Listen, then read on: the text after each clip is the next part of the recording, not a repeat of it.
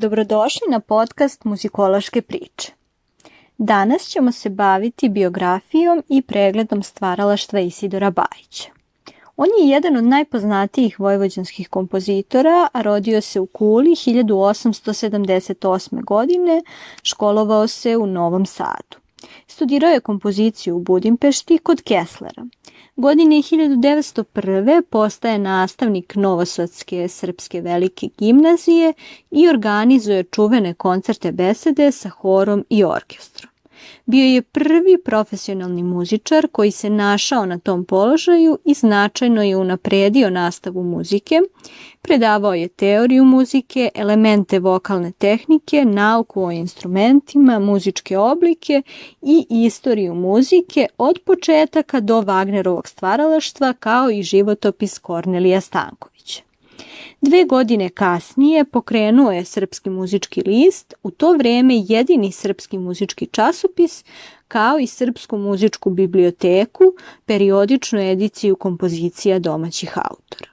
Godine 1909. osniva muzičku školu u Novom Sadu, koja danas nosi njegovo ime.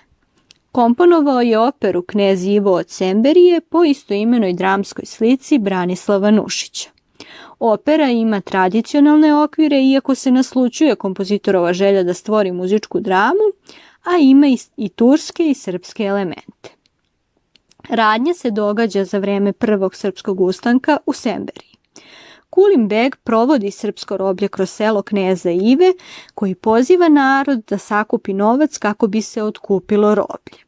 Ivo daje sav svoj novac povrci, kuću i zemlju. Kulin pristaje da pusti sve osim lepe stanke. Ivo umiruje narod koji hoće da nasrne na Kulina i prilaže oružje, porodičnu ikonu i srebrno kandilo. Kada to vidi Ivina majka Boja, pada uznemirena i umire. A okrutni Turčin biva dirnut i oslobađa devojku.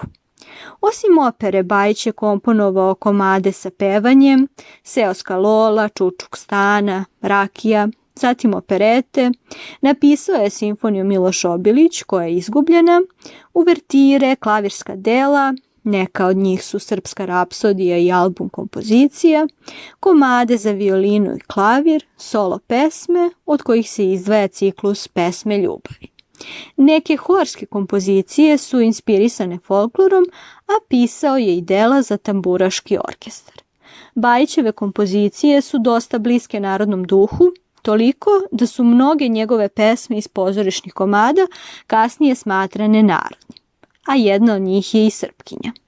Dela koja nisu inspirisana folklornom tematikom porede se sa minijaturama Čajkovskog, a virtuozitet se upoređuje sa Listovim stvaralaštvom.